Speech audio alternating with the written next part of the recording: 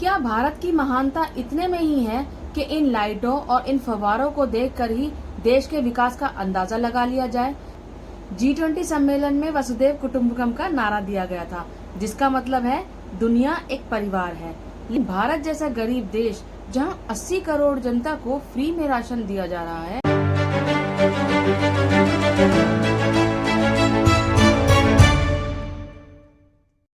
Hello and welcome दोस्तों, मैं हूं वंदना और आप देख रहे हैं लीगल चॉइस। दोस्तों, दिल्ली में G20 का सम्मेलन हुआ।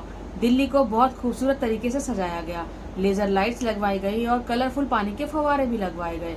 काफी पैसा खर्च किया गया दिल्ली को सजाने में। इंडियन एक्सप्रेस ने बताया कि दिल्ली को सजाने में 4000 करोड़ रुपए खर्च किया गया, जबकि खाली प्रगति मैदान को ही तैयार करने के लिए 2700 करोड़ रुपए खर्च किए गए। इकोनॉमिक टाइम्स ने ये खर्च 3000 करोड़ रुपए बताया। इतनी तैयारी की गई थी कि 3 दिन के लिए पूरी दिल्ली को बंद कर दिया गया। जो रोज कमाने खाने वाले मजदूर लोग थे, उनकी 3 दिन तक कोई कमाई नहीं हुई। उनका कितना नुकसान हुआ, इसका हिसाब देने वाला कोई नहीं है। लेकिन भारत जैसा गरीब देश, जहां 80 करोड़ जनता को फ्री में राशन दिया जा रहा है, वहां पर G20 में शामिल होने वाले विदेश से आए डेलीगेट्स को सोने चांदी के बर्तनों में खाना खिलाया गया। प्रगति मैदान तक के पूरे रास्ते पर मोदी जी के बोर्ड लगा दिए गए, जिस पर सिर्फ G20 का संदेश लिखा था। लेकिन वहाँ कहीं भी विदेश से आए राष्ट्रपति और प्रधानमंत्री की कोई तस्वीर नहीं थी। हाँ, उनके अलग अलग देशों के झंडे जरूर थे, लेकिन हर जगह मोदी जी ही नजर आ रहे थे। G20 सम्मेलन में वसुधैव कुटुंबकम का नारा दिया गया था, जिसका मतलब है दुनिया एक परिवार है। लेकिन वहाँ पर जितने भी बोर्ड थे, जितने भी पिक्चर्स लगी हुई थी वहाँ पर, उसमें से परिवार के बाकी सदस्य नदारद थे, सिर्फ मोदी जी ही नजर आ रहे थे। दिल्ली को साफ सुथरा और सुंदर बनाने के लिए जो वहाँ आसपास गरीब लोग रह रहे थे, उनको वहाँ से हटा दिया गया या फिर उनको पर्दों से ढक दिया गया। न जाने कितनी ऐसी झुग्गियां थी जिनको अवैध अतिक्रमण के नाम पर हटा दिया गया। प्रगति मैदान के पास जो जनता के कैंप थे, उनको उजाड़ दिया गया। 6 महीने के दौरान 10 झुग्गी बस्तियों को गिरा दिया गया। बदरपुर में 7 दिन का नोटिस देकर 150 घरों को गिरा दिया गया। संसद में आवास राज्य मंत्री कौशल किशोर ने बताया कि 1 अप्रैल से 27 जुलाई तक अवैध अतिक्रमण हटाने के नाम पर 49 अभियान चलाए गए, जिसमें 230 एकड़ सरकारी जमीन को खाली कराया गया। लेकिन साथ साथ उन्होंने ये भी कह दिया कि G20 की सुंदरता के लिए कोई घर नहीं गिराया गया, यानी कि अपनी पोल खुद ही खोल दी। इनकी बातों से ही पता चल रहा है कि जो कुछ भी कराया गया वो G20 के लिए ही सब किया गया। जिनको हटा नहीं सकते, उनको हरे और सफेद पर्दों से ढक दिया गया। क्या विदेश से आए इन लोगों को देश की सच्चाई नहीं पता? जो भी देश में होता है, क्या वो सब खबरें देश से बाहर नहीं जाती? क्यों आपको भारत के गरीबों को देखकर इतनी शर्मिंदगी होती है? क्यों उनको पर्दे लगाकर छिपाने की जरूरत पड़ती है? क्योंकि ये पहली बार नहीं हुआ। ऐसा तब भी हुआ था जब गुजरात में नमस्ते ट्रम्प कराया गया था। तब भी इसी तरीके से देश के गरीबों को छिपाने के लिए सड़कों के किनारे पर्दे लगा दिए गए थे। जिन गरीबों को वहाँ से हटाया गया, उनके साथ क्या व्यवहार किया गया, वो आपको देखना चाहिए। हम कोई जानवर तो नहीं ना, इंसान है ना। हम तो सामान की जरूरत पड़ी, अब ये झुग्गी है, पूरा सामान मिलता नहीं है यहाँ पे, है ना। थोड़ा सामान के लिए जाएंगे, इतनी बुरी तरह से बदतमीजी से बोलेंगे। भाई हम तो रोड पे ही रहते हैं, तो गाड़ी गुड़ी है जो हमारी रोड पे खड़ी रहेगी। कुछ सामान लाना 1 मिनट खड़ा, वो ट्रैफिक पुलिस वाला इतनी बदतमीजी से बोलेगा। हम इंसान नहीं है क्या? तो जॉब के लिए तो ये है कि देखो जा रहे हैं और नहीं तो वो है तो बैठेंगे थोड़ा। जॉब के लिए नहीं जा पा रहे।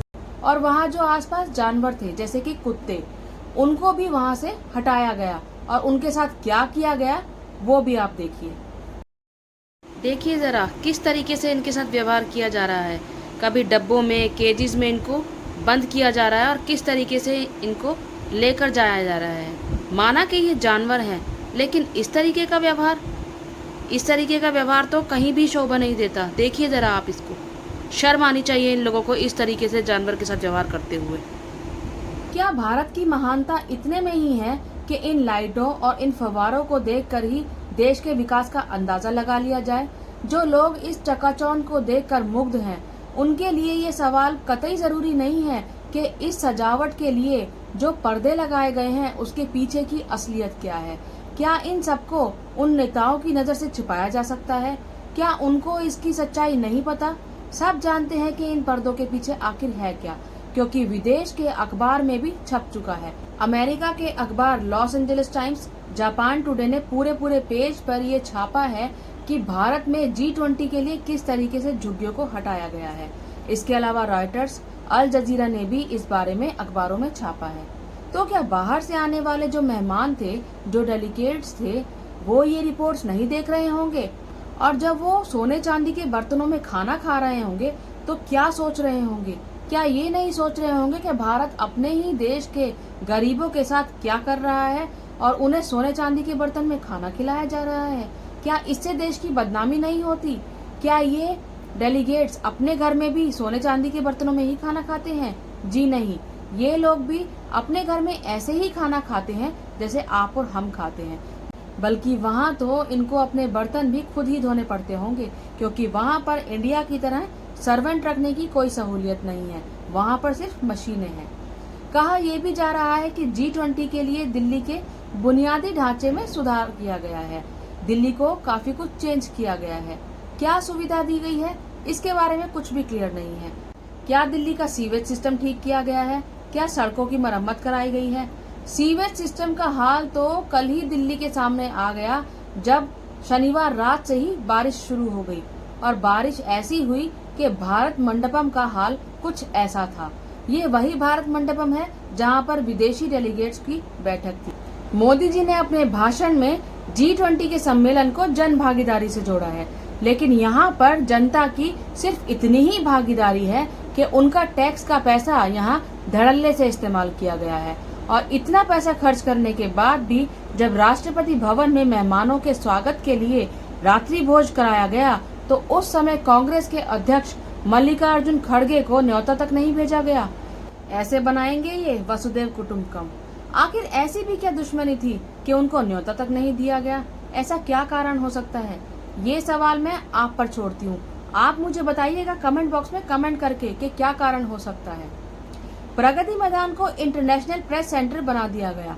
इसको खूबसूरत बनाया गया, इस पर दिल खोल के पैसा लगाया गया ताकि दुनिया भर के पत्रकार इसका लाभ उठा सके। G20 कवर करें, लेकिन गोदी मीडिया जो कवरेज करती है वो किस लेवल का होता है यह आपको अच्छी तरह से पता है। गोदी मीडिया सिर्फ अपने चैनल पर हिंदू मुस्लिम की डिबेट्स कर सकते हैं। क्या आपको लगता है कि G20 का कवरेज करना उनके बस की बात है? गोदी मीडिया दुनिया भर में देश की बदनामी ही कर रही है, लेकिन देश की बदनामी कराने में हमारी भारत सरकार का भी कम हाथ नहीं है। जब अमेरिका के प्रेस रिपोर्टर्स ने प्रेस कॉन्फ्रेंस करने के लिए पूछा तो मोदी जी ने साफ मना कर दिया। अब इसकी खबरें CNN में छपी हैं। क्या इससे देश की बदनामी नहीं होती? क्या ये शर्म की बात नहीं है? व्हाइट हाउस की पत्रकार ने ये भी कहा कि हमने बार बार कोशिश की, लेकिन उन्होंने मना कर दिया। उन्होंने ये भी कहा कि यदि बाइडेन इंडिया में प्रेस कॉन्फ्रेंस करते तो अकेले करते और उन्हें अच्छा नहीं लगता, इसलिए अब वो जब वियतनाम जाएंगे वहीं पर प्रेस कॉन्फ्रेंस करेंगे। आखिर ऐसा क्या डर है मोदी जी को? भारत की मीडिया को तो गुलाम बना ही रखा है, वो तो कोई सवाल कर ही नहीं सकते, लेकिन अब अमेरिका से आई मीडिया को भी उन्होंने प्रेस कॉन्फ्रेंस करने के लिए साफ मना कर दिया। आखिर किस बात से डरते हैं मोदी जी? क्या सिर्फ भाषण देना ही काफी होता है मीडिया के लिए? जब भी दो देशों के प्रधानमंत्री मिलते हैं, उनकी बैठक होती है, तो उसके बाद प्रेस कॉन्फ्रेंस भी की जाती है जिसमें पत्रकार सवाल जवाब करते हैं। क्या मोदी बाइडेन के बीच जो भी बातचीत हुई उसमें सवाल जवाब का कोई मतलब नहीं था? मगर मीडिया को सवाल जवाब करने के लिए साफ मना कर दिया गया। G20 में जो कुछ भी हुआ उसका वीडियो हम नहीं दिखा सकते क्योंकि उस पर कॉपीराइट है, और तो और प्रधानमंत्री मोदी के भाषण का भी वीडियो नहीं दिखाया जा सकता। लेकिन प्रधानमंत्री मोदी ने जो भाषण दिया उस भाषण में भी उनकी वही प्राथमिकता थी जो हमेशा होती है। यहाँ भी उन्होंने धर्म को ही आगे रखा। भारत के मीडिया ने तो अपने अखबारों में छापा ही, लेकिन विदेशों में कई बड़े अखबारों में मोदी के राज में धार्मिक विभाजन की राजनीति के बारे में खबरें छपी। अब विदेशी अखबारों में भी छपा कि मोदी की राजनीति बांटने वाली राजनीति है। क्या इससे देश का नाम ऊंचा होता है? इससे देश की बदनामी नहीं होती है? मोदी जी ने कुल मिलाकर इस पूरे G20 सम्मेलन के लिए जो कुछ भी किया 2024 के चुनाव को ध्यान में रखते हुए किया। जब जापान में G20 की मेजबानी हो रही थी तो 641 करोड़ ही खर्च किए गए थे, लेकिन दिल्ली में ऐसा क्या खास किया गया के 4000 करोड़ खर्च कर दिए गए। G20 की दिल्ली की भव्यता को लेकर बाहरी देशों ने भी सवाल उठाए हैं और ये कहा है कि बहुत ज्यादा तमाशा हो रहा है। इसकी बैठक हर साल होती है और हर साल नए अध्यक्ष भी बनते हैं, तो फिर इतना तमाशा करने की क्या जरूरत है। इसके ऊपर CNBC के पत्रकार ने कहा है, Summit in Delhi, the whole event threatens to be overshadowed actually by Prime Minister Modi and by India. And we talk about how he's been attracting a lot of criticism from the opposition and generally critics, saying that he's using this event as almost a way to start campaigning early for elections here in India, which are likely to be held in about 8 or 9 months or so. And he's pulled out all the stops. He's made a real spectacle of the G20. We talked about how on the streets of Delhi, every few meters or so, there are posters all over the place. तो बदनामी तो देश की हो रही है, लेकिन डंका फिर भी बज रहा है। आप इस बारे में क्या सोचते हैं? अपनी राय को कमेंट बॉक्स में जरूर दीजिएगा। मेरी इस वीडियो को लाइक कीजिएगा, शेयर कीजिएगा और मेरे इस चैनल को सब्सक्राइब जरूर कीजिएगा। जय हिंद, जय भारत।